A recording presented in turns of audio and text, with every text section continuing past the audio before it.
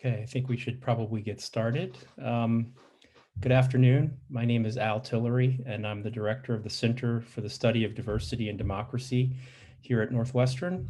And I'm thrilled to have you all in attendance for the second in our wonderful lecture series co-sponsored with the Changemakers Committee of Northwestern. The lecture series is Anti-Racism in Thought and Action. And today's panel discussion, the title is The Dual Pandemic, Racial Inequalities, Racism, and COVID-19. I want to thank my collaborators, Stephanie Hicks and Stephen Adams, for inviting me and the CSDD to partner in this wonderful enterprise. And I want to thank the Department of Human Resources for providing the financial support to sponsor the series. It's our great pleasure to welcome 4 of the nation's leading scholars of racial and ethnic disparities related to politics and healthcare to share their wisdom with us on this panel. Now, as I said on last time, I could easily spend the entire hour just doing the introductions of these esteemed guests. But because we're in a power hour, we're going to go with the short form. I need you all to forgive me. I'm going to give just the kind of title and location of these wonderful scholars, so you'll be able to reach out to them and find their works on their websites, etc.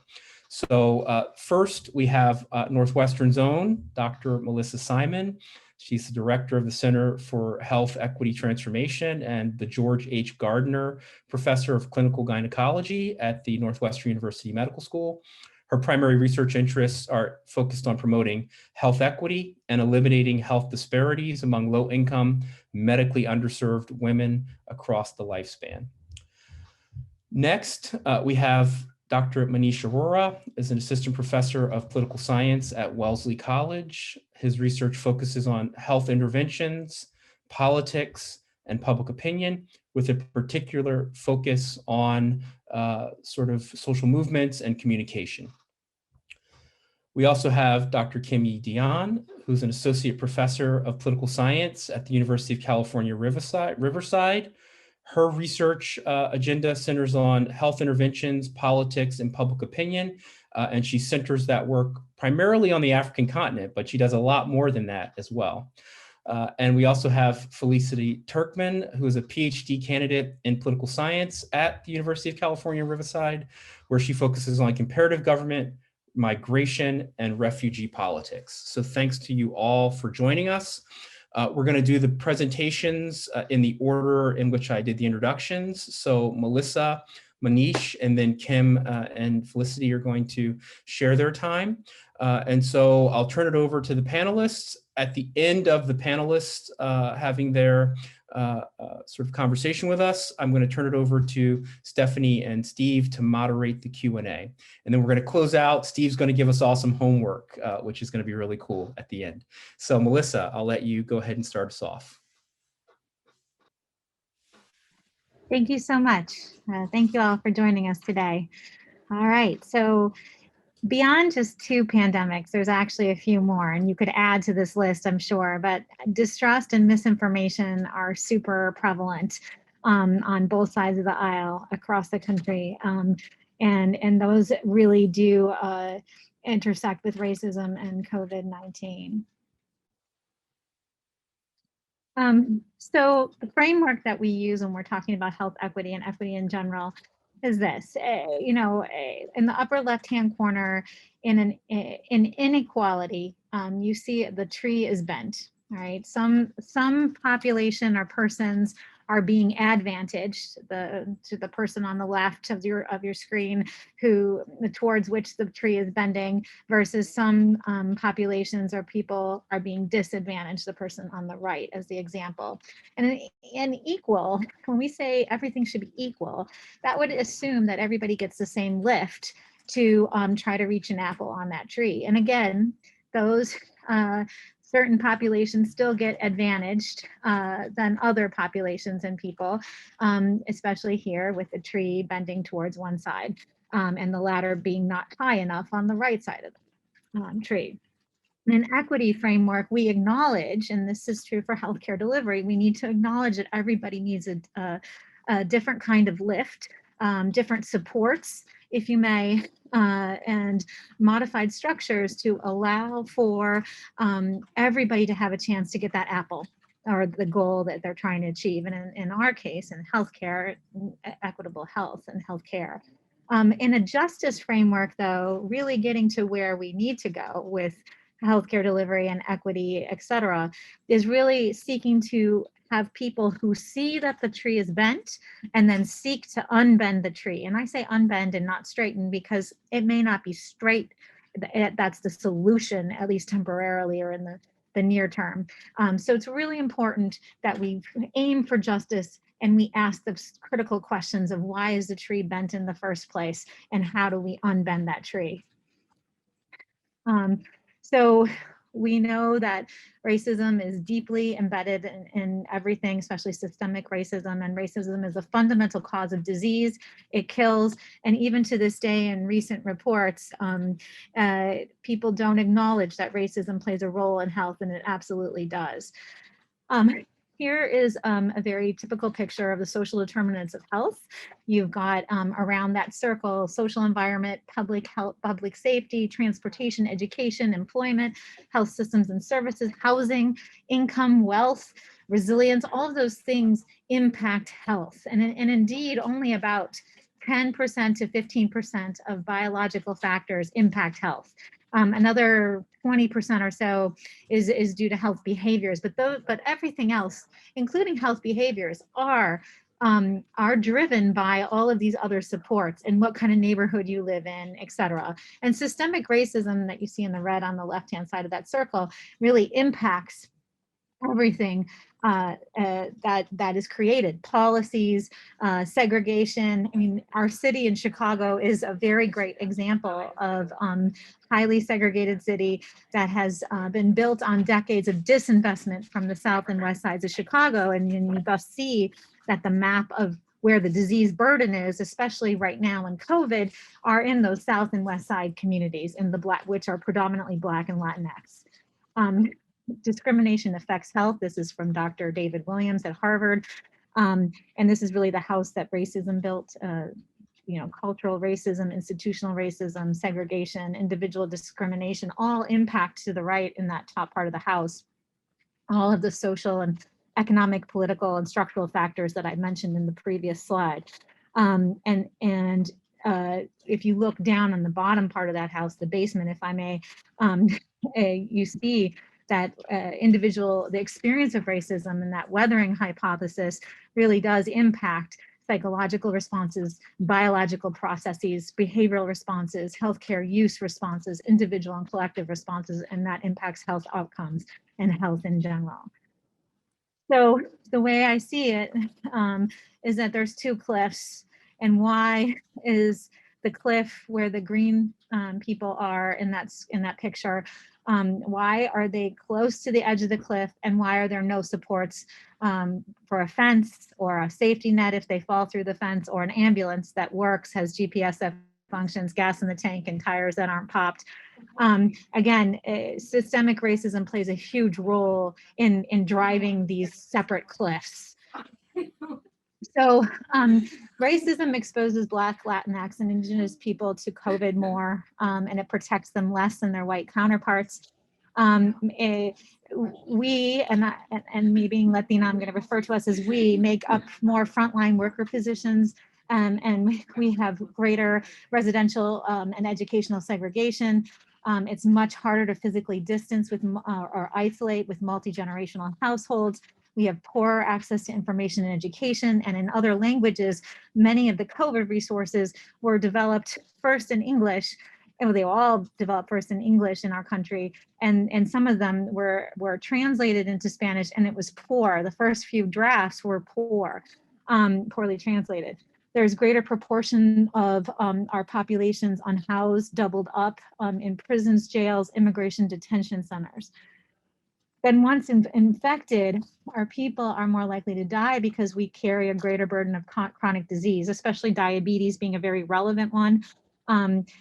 Poorer resources from disinvested communities, the food, access to housing, job security or insecurity, environmental toxin exposures, et cetera. And we have less access to healthcare, less access to COVID testing. And that was true across, just looking across the city and the surrounding suburbs.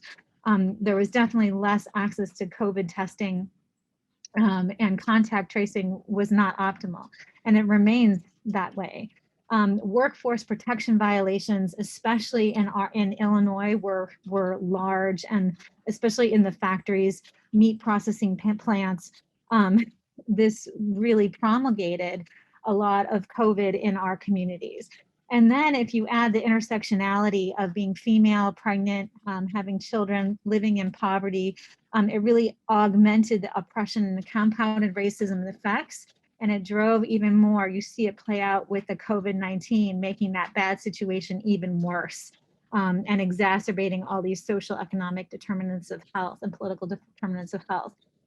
If you look very briefly in the red circle, the pregnancy and COVID-19 from the CDC, Centers for Disease Control and Prevention data, again, COVID-19 hit Latinx and Black women disproportionately compared to white women.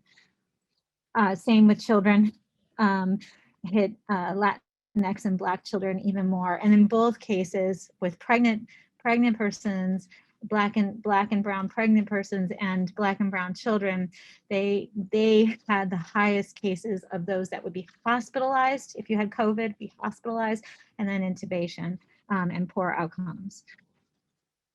A little more food for thought before I finish is that unemployment rates were higher than at any point since the Great Depression. Latinx women's unemployment rates were as high as 20% almost, Black women 17%, white women 11.9%. Those who remained employed are more likely to be frontline workers and more exposed and have less protections for COVID-19. And in December of 2020, 140,000 jobs were lost on the job per the job report, and all of those 140,000 were reported to be held by women. That is egregious. There also was reduced use and reduced access to pre and postnatal care. So I'm an obstetrician, so I really focus on this part of the of health. We pivoted overnight across healthcare delivery to telemedicine visits, so either by phone or by video.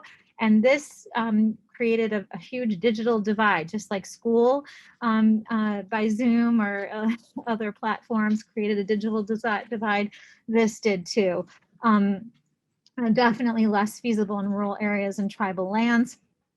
And then when the internet access is sketchy or inconsistent, as often in low-income communities, this was a big problem and continues to be. Also, patients with physical or cognitive disabilities may also have faced many challenges, but again, not well documented yet. Things like visitation policies in hospitals and with clinics profoundly impacted laboring women and the labor floor. Only having one visitor or no visitors if they had if they were COVID positive was a big issue with respect to the maternal mortality and the Black-white disparities that there are in maternal outcomes in our country currently. And this was a big issue. Also, there were things like lack of access to birth control options if you didn't have insurance, and trying to get access to them during COVID has been a big issue. Food insecurity, intimate partner violence has risen. We believe that child mistreatment has also risen. Depression, anxiety, suicide, and substance use have all increased as well. So strategies to address are at every level. In the middle of that circle, the interpersonal barriers, support like patient navigators, community health workers. You've heard a lot about that with respect to COVID response.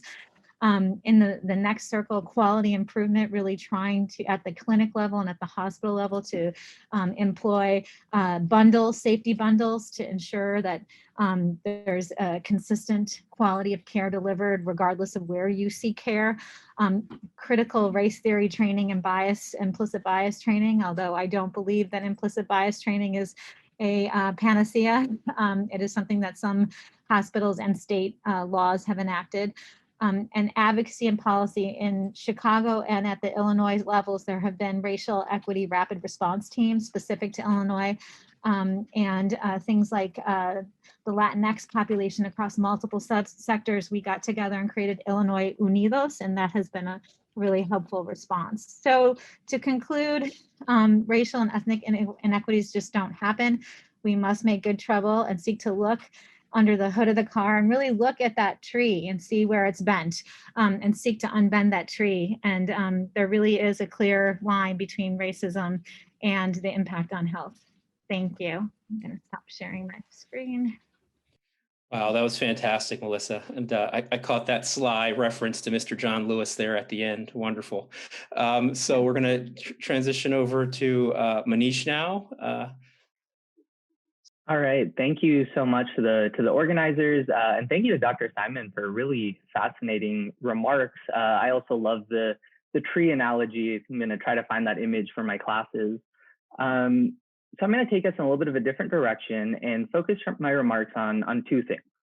So first, talking about the anti-Asian rhetoric that we saw from Trump and his allies, and the effect that has had on attitudes and behaviors among the public, and then talk a little bit about the ways that political elites and members of the public have responded to and at least tried to combat some of that rhetoric. So on March 16th, Trump used the term Chinese virus for the first time on Twitter. And since then, we've seen just an explosion of hostile and discriminatory rhetoric from Trump himself, from White House officials, from members of Congress, mostly Republican members of Congress, Fox News hosts, and other media and political elites. Some, like Texas Senator John Cornyn, use specifically racist stereotypes like Chinese people eating bats or dogs as a reason to justify the blame on Chinese people for the virus and the spread of the pandemic. Arkansas Senator Tom Cotton suggested that the virus had been developed in a Chinese lab without showing any evidence for that claim. Others made references to lack of cleanliness, to hygiene, other racist tropes that we've seen throughout history against Asian Americans. And these are just a few of the many examples of elite rhetoric that has tied the virus and the subsequent pandemic to the Chinese people. And this is important because there's such a rich history of scholarship that shows how powerful elite messaging is in shaping attitudes and behaviors among the public. Research from Brian Schaffner, and I think just given what we've seen over the last 4 years, has also made it clear that Trump's rhetoric is particularly powerful in shaping public attitudes and activating prejudice and discrimination from his followers. And that's one of the reasons why we would expect this kind of rhetoric to have had some pretty powerful effects on attitudes and behaviors, and that appears to be what we find.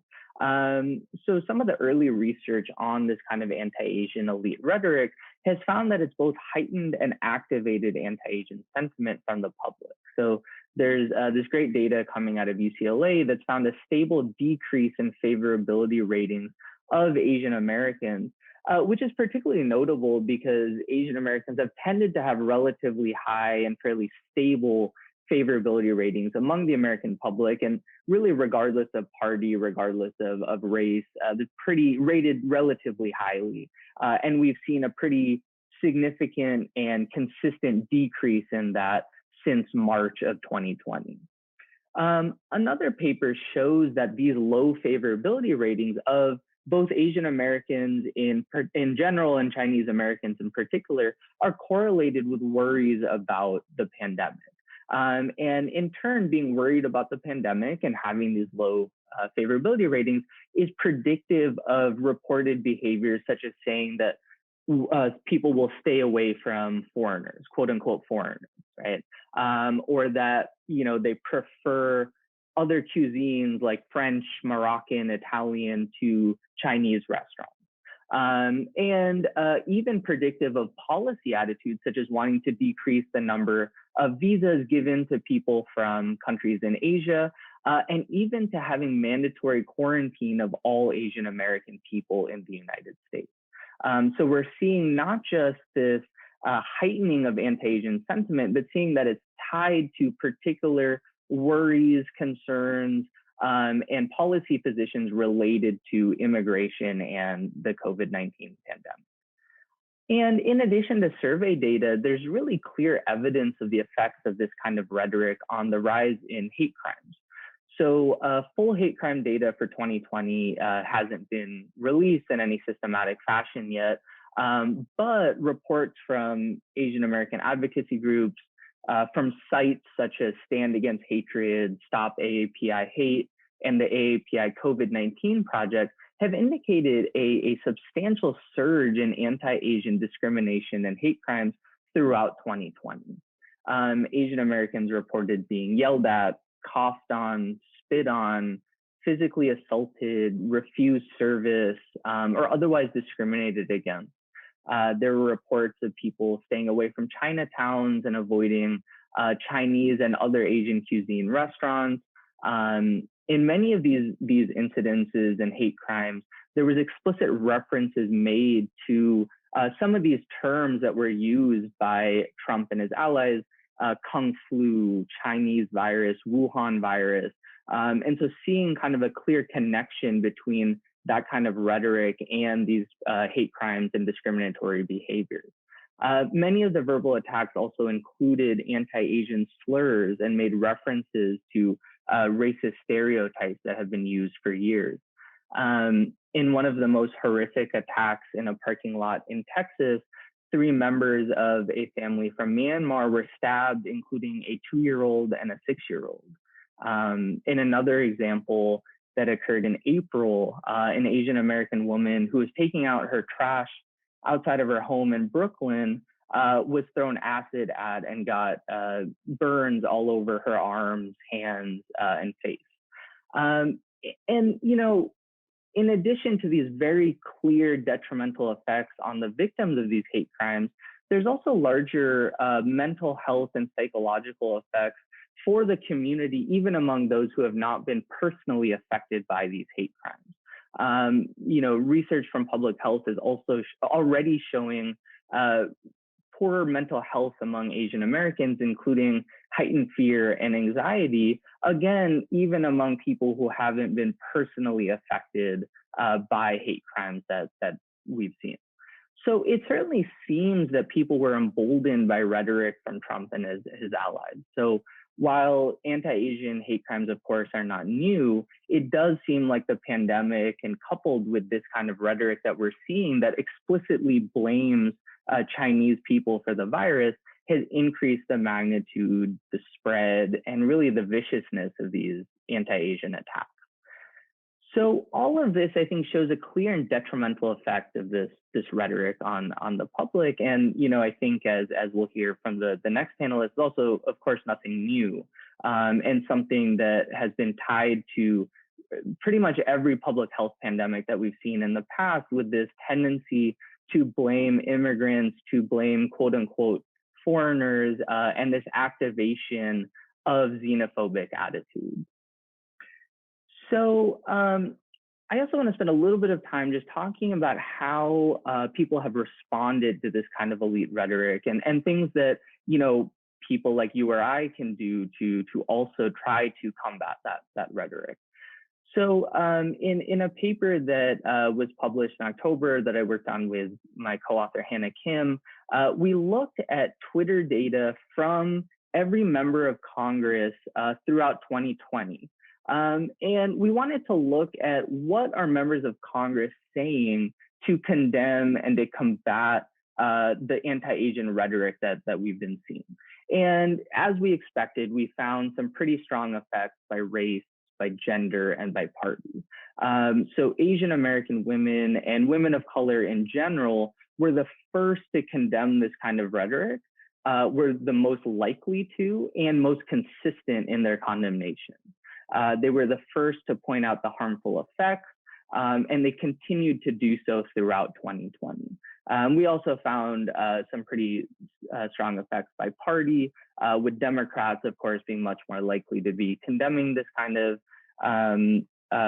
rhetorical attacks, And as the rhetoric started to shift, we also found that these same communities were most likely to condemn any kind of discriminatory attacks, whether against Latinx, Black, Native American, or other minority populations. And this was pretty consistent in our data throughout 2020. And this is important also because, other papers people have worked on looking at legislation have found that Asian Americans, and particularly Asian American women in Congress, were the most likely to be introducing anti-discrimination legislation. So we saw that this rhetoric on Twitter was also translating into policy responsiveness, or at least indications through policy that it was important to condemn this kind of rhetoric. And finally, I want to talk about a study I recently came across where there's some scholars who have collected a data set called COVID hate, which at the time of the study, they had collected over 30 million tweets that related to anti-Asian hate, but also counter hate messages. And this was not just, related to members of Congress, but this was, anyone on Twitter. And what they found first is that there's widespread anti-Asian discriminatory comments on Twitter, many of which, again, echoed a lot of the comments that we heard from Trump, from White House officials, from other political elites. And that those messages actually enabled other people to then express hate, and there was a domino effect. And so it showed the really harmful effects of this rhetoric and how it can spread so easily through social media. But what they also found is that counter hate messages were effective in both decreasing the expression of hate and stopping those who had been exposed to those counter hate messages from expressing hateful comments or prejudicial comments in the first place. And so I think that shows something that, most of us who are on social media or communicating with members of our community and in other ways can do, that, just expressing these counter hate messages and showing the harmful effects of this hateful rhetoric can effectively stop the expression of that hate in the first place. And so, some, I guess, somewhat hopeful results, that I can end my comments on. So thank you so much for your time, and I look forward to any comments and questions at the end. Thanks, Manish. That was so powerful. Okay, so we'll turn it over to Kim and Felicity for their presentation. First of all, thank you, Professor Al Tillery, for reminding us and for all the folks at Northwestern who made this event happen. And as previous presentations already highlighted, as COVID-19 began to spread around the world, so that reports of discrimination and violence against people from marginalized groups also emerged. And in our paper, The Politics of Pandemic Othering, Putting COVID-19 in Global and Historical Context, we argue that in a global politics characterized by racialized inequality, pandemics such as COVID-19 exacerbate the marginalization of already oppressed groups. So in our article, we review published research on previous pandemics to historicize pandemic othering and blame, and enumerate some of the consequences for politics, policy, and public health. And specifically, we draw on lessons from smallpox outbreaks, the third bubonic plague, the Spanish flu, and more recent pandemics such as HIV/AIDS, SARS, and Ebola. And for today's presentation, I'll share what we learned from the third bubonic plague. Then Kim will share information from our paper that documented the discrimination and violence targeting marginalized groups early in the COVID-19 pandemic. And we will also discuss the political and public health consequences of pandemic othering.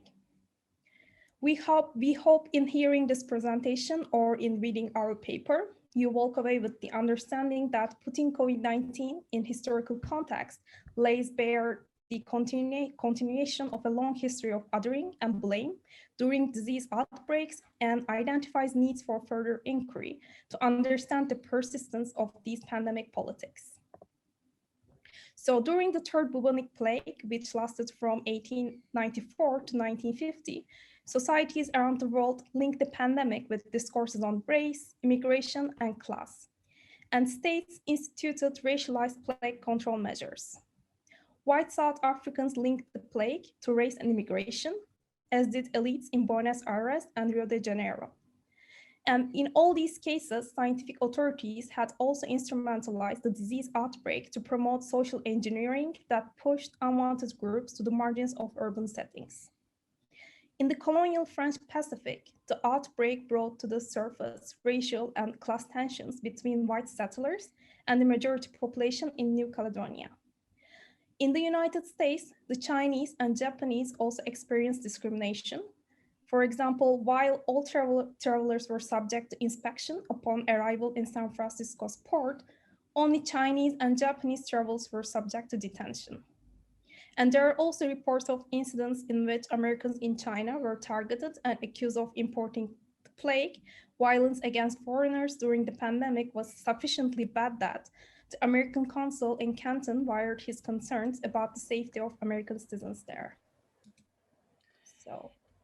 And as our colleague, Dr. Aurora, has already talked about, I think perhaps most famous in the COVID-19 outbreak is former US President Donald Trump and his administration regularly engaging in rhetoric that placed blame on China for the pandemic. And so much of the intention in the US has been on anti-Chinese and anti-Asian rhetoric, discrimination, and violence here in the US, right? Asian Americans being refused services and being targets of racist violence. We also collected information from Stop AAPI Hate, which Dr. Aurora had mentioned. And the kinds of incidents that they documented ranged. Verbal harassment, shunning, which those two make up the majority of self-reports, but again, there were also these physical assaults.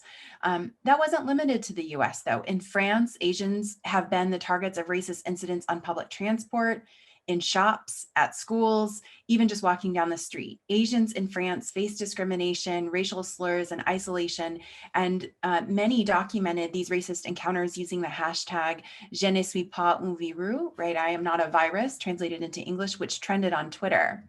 In Italy, in early February 2020, when there were as yet only 2 confirmed cases of COVID-19, Chinese nationals and tourists faced xenophobia. Chinese-owned businesses were empty. Chinese individuals were banned from businesses and gatherings. In the United Kingdom, where a Singaporean exchange student was badly beaten by assailants invoking the COVID-19 outbreak, a hate crime awareness group reported receiving an increase in calls from people experiencing racism, discrimination, and verbal abuse arising from these perceptions in the public that they're members of the Chinese community and therefore likely to be carriers of the coronavirus. Now, Chinese also face discrimination in Asia, right, with multiple documented incidents of racial profiling and discrimination against Chinese in Japan, Singapore, South Korea, Thailand, and Vietnam. In South Korea, for example, some businesses posted signs saying no Chinese, and more than 500,000 Koreans signed a petition calling on their president to ban Chinese visitors. Now, even in China, right, the place where, the first documented case of this novel coronavirus emerged, there were multiple incidents of increased discrimination of Africans after the media reported that 5 Nigerians had tested positive for COVID-19 in Guangzhou, which is a city in southern China with a sizable population of African migrants. Africans in Guangzhou reported being evicted from their apartments and being refused entry at restaurants. You could see videos on WhatsApp of people being refused entry into supermarkets. There were hateful online messages and multiple violent attacks of Muslims across India after government officials blamed an Islamic seminary for spreading COVID-19. And during a state-imposed coronavirus lockdown in May, Hindu attackers burned Muslim homes and shops and vandalized a mosque and a Muslim shrine over 3 days of violence and terror in West Bengal. And these and then retaliatory incidents followed news that 5 Muslims in the area had tested positive for the coronavirus. Finally, we also document in our paper during this pandemic, migrants in multiple regions reporting increased racism and xenophobia during the COVID-19 pandemic.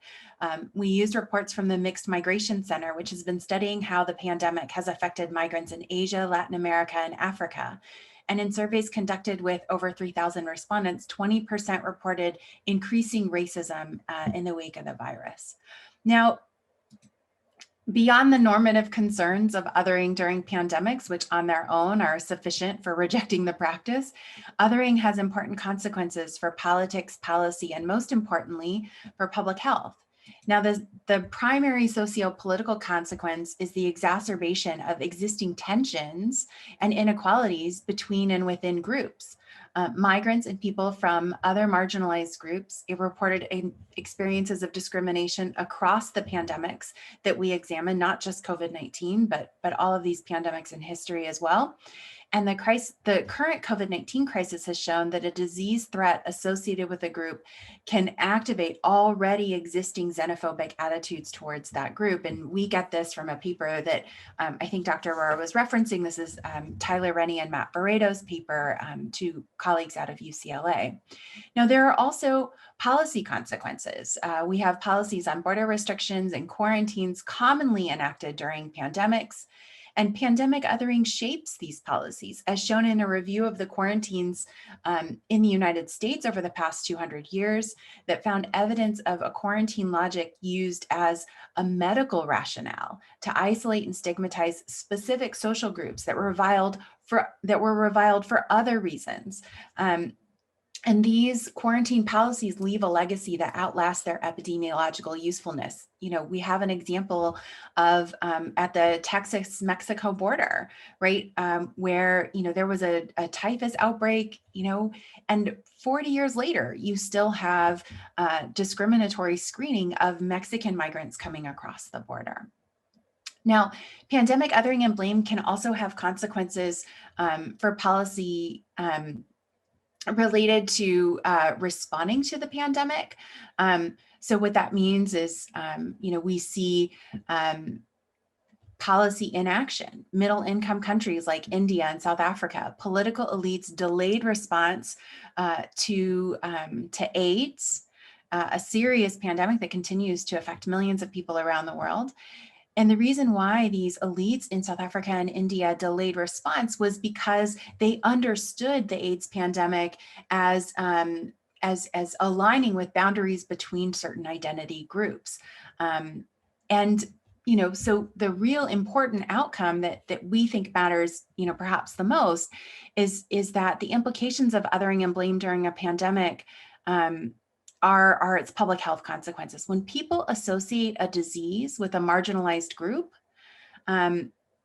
people will try to avoid being marginalized and stigmatized. So you might, if you're a member of that marginalized group, you might deny that you have early symptoms. You might delay seeking care. Early in the COVID-19 pandemic, we saw that Asian Americans debated whether to wear masks because doing so could draw unwanted attention and potentially provoke physical attacks. And researchers found that attribution of AIDS to foreigners and to complacency led to complacency and denial, and worried that such denial could further a silent spread of HIV infection. And we're seeing that in the COVID-19 pandemic. Gabe Sanchez and Edward Vargas wrote in the Washington Post about how, you know, white Americans were less frequently adopting protective behaviors compared to Americans from marginalized groups, particularly with related to face coverings. Now, in this article, which is available online and free to download in the current moment, I think there's another maybe 30 days where you can freely download the article. You know, we argue that pandemics further marginalize already marginalized groups, and we try to use these historical and contemporary experiences to highlight how concern that a pandemic will spread to or greatly affect centers of power in the West can impose demands upon states that activate racial discipline in states' respective pandemic responses. And while the current pandemic is the result of the emergence of a novel coronavirus, the discriminatory responses to COVID-19 show that it's merely a contemporary example in a long history of othering and blame during pandemics. And the consequences are also not unique. historical perspective reminds us that even major catastrophes like a pandemic are only part of an ongoing global and historical process. And I just want to come back to something that Dr. Simon said earlier, that COVID-19 has made a bad situation even worse. It's so true in this case. So many people want to focus on US President Donald Trump, but long before he was calling this China virus a Kung flu, we've seen leaders do this in the past. So while COVID-19 has deeply changed our everyday life in the contemporary moment, our paper would encourage all of us to put the pandemic in a broader historical perspective, especially when considering the ways that pandemics and disease can be racialized and politicized. Wow, that's fantastic. Thank you so much. So I'm going to turn it over to my colleagues, Steve and Stephanie, to run the Q&A. Hello, good afternoon, everyone. I'm actually looking at the Q&A and I don't see any questions yet. But what I did want to ask of our panelists is, with all the information that you provided for us today, what are some of the things that individuals can do to promote more inclusivity, understanding that there are these attacks kind of coming from every direction? I can start. I think, as I mentioned in my remarks, one of the main things I think, at least on an individual level, is just putting that message out to at least the people in your community and the people that you communicate with, of,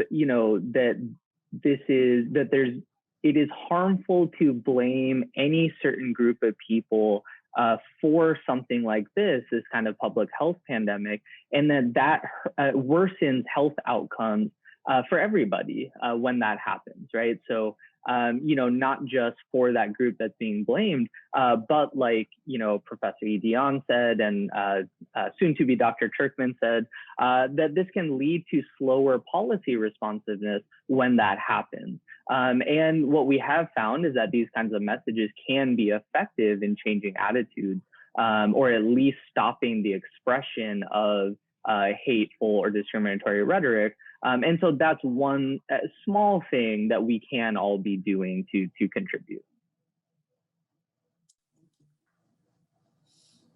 Anyone else? Yeah, I'll jump in with one while we're waiting for the audience to warm up. So, where Melissa ended and where I think Kim, Felicity, and Manish ended, they're all kind of pushing in the same direction. And what's been so interesting for me to watch is, and Melissa, I've got to have that visual too that Manish asked for. That was amazing, the apple tree visual. But this kind of notion that people are coming to the solutions phase around COVID-19 with different conceptions of racial equity, right? And so we see that a lot this week in Chicago with schooling, right? So you've got, white parents and, the more affluent areas of the city saying, the kids have got to get in, right? And then you've got the Black and brown, Black, Latinx, Asian, parents, regardless of income level, saying, wait a minute, like, we're not exactly ready for everyone to be in, right? And so how do you, but then the white parents are saying, well, equity is everybody being in, not, like at Evanston, our superintendent said, well, equity should be putting the parents, the kids of the essential workers in first, and they're mostly Black and brown, right? And then people are saying, well, that's not fair. How do we navigate these conversations around equity, fairness, and race to get to good solutions? That's for everyone. So. What a great question, Al. Thank you for posing it. I think it's a tough nut to crack. I mean, that's really where we're going to move forward, if we can really speak to that intersectionality and see it across all racial, ethnic groups, across all socioeconomic positions, across the highest levels of leaders who are demonstrating this and leading with that message that we're all humans at the end of the day, and we're all in this together. And the only way to end this pandemic is to do it together. Vaccination is a perfect example right now of what's going on. And, the disconnect between starting school, like February 1st, Chicago Public Schools will be going back K-8, but starting school, but not vaccinating the teachers and the school staff first.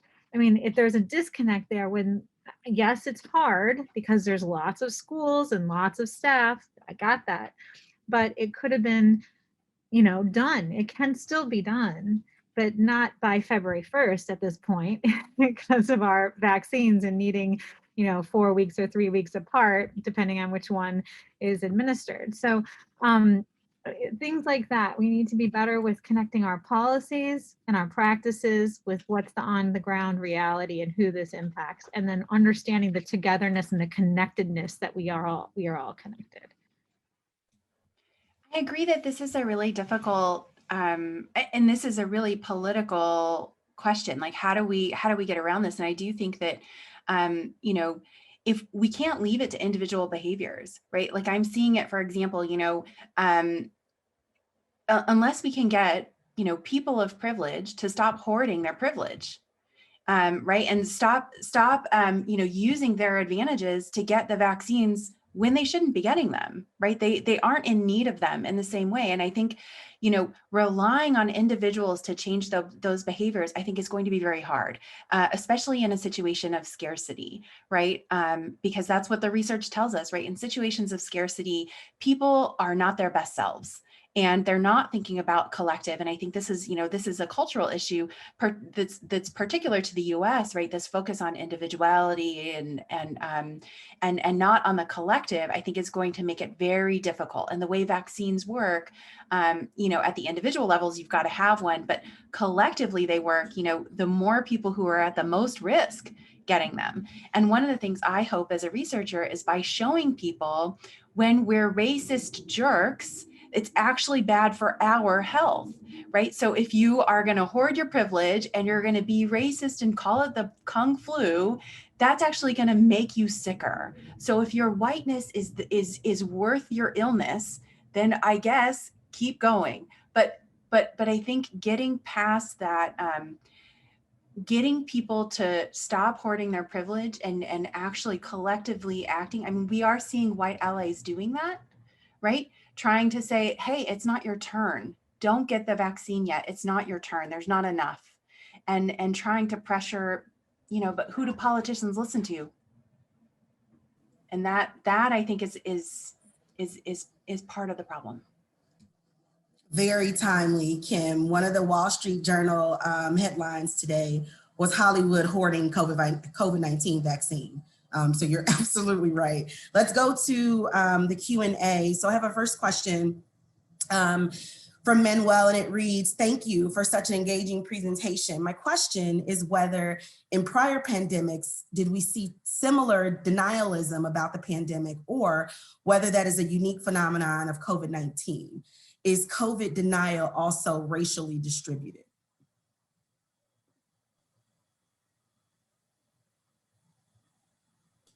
So I think Dr. Arora might know more about beliefs about COVID denial and its racial distribution. I am certain there are scholars who are working on this. I have not done research on this specific question in this specific pandemic, but I can say that denialism about previous pandemics, again, that has happened throughout history, including, for example, HIV/AIDS. And in fact, we saw here in the United States a racialized denialism and racialized boundaries about understanding whether, where HIV/AIDS comes from, and who is most at risk. So I think that, again, back again to that comment, right? COVID-19 has made a bad situation even worse. The existing underlying racialized context, the racism and the systemic racism is getting activated by the pandemic. The pandemic isn't making us racist. We were already racist, and this is just activating that. Yeah, just to add on to the belief aspect of this, there's some great work Sarah Goodman and colleagues are doing right now on COVID denialism, and it's certainly politicized. So we're seeing that Republicans are much more likely to believe these conspiracy theories about it being a hoax, or that It's not as dire as it seems, and also less likely to be, and I think this was mentioned in other presentations, less likely to be wearing masks or participating in social distancing or doing other behaviors that would help stop the spread. And so certainly in that sense, it's also racialized, given that our party system is racialized. And this is not surprising given where we see the denialism coming from, right? If it's coming from Donald Trump and other Republicans, it's not a surprise that then that denialism takes root among the Republican public. Okay. So that's great. We should probably shift gears here and have Steve come in and give his homework assignment, and then we might have time for one additional question out of the queue, depending on how this segment goes. But Steve, I'll turn it over to you. Thanks a lot. Thanks everyone for your wonderful presentations. And just like last month, we have some homework for all of you. I'm going to share this slide. Okay. You should see the slide there. So those of you who are familiar with the Changemakers program know that it is focused on both self-work and community work. Those of you who are Changemakers alums, we miss all of you. And those of you who haven't heard of the program, we may be seeing some good stuff coming in the fall, and we'll announce that at future events. Doing transformative work related to the issues our panelists highlighted today is essential. And we have the power to do that through reflecting on how we and those around us are affected by the pandemic. We can look for ways to be catalysts for change at work and in our communities. All right, so for this month's Thought in Action, take a moment to reflect on who in your community is doing the hard work of solving COVID-19 related issues, especially those folks who are not getting a lot of credit for it. One thing that comes to mind, and I will acknowledge that I have been on the board of this organization, so I hope that's not inappropriate, but for instance, the Infant Welfare Society of Evanston runs a child care center called Baby Toddler Nursery. They run a couple of different ones, taking care of the children of first responders. And they could definitely use the financial help. Again, I'll be transparent. I'm on the board of the organization, but that's one that I know about. So if you know about one, promote it, share it with others, encourage others to give what they can, whether it's $1 or 100. Also, reflect on what state and local agencies should be doing more to solve COVID issues you see manifesting in your community, and use what you learned with last month's work. If you were here at the last event, we asked everyone to find out who their local, state, and federal representatives are, from city council on up through the Senate, and write them and let them know what you're observing. They should know what you're observing. We have to make this we the people thing real. And the last thing is to reflect on what should be happening in your unit at Northwestern. Start a conversation about that with those in charge, whether it's your department chair, the person to whom you report. Talk to someone, start a conversation about what you're seeing. Maybe we're having people come back to work too early. Maybe we're seeing something related to the talk today happening right here at Northwestern.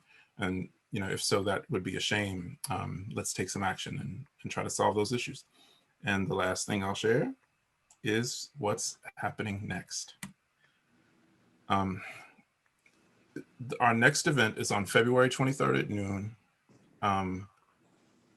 Natasha Trethway, professor of creative writing here at Northwestern, will be giving a talk about her memoir, her current memoir. It's been a New York Times bestseller list, bestseller for the past few months, and she'll be giving a talk about race and writing. She'll also be reading a bit from the memoir, and maybe might even share some poetry. As some of you may know, she was Poet Laureate of the United States for 2 terms during Obama's administration.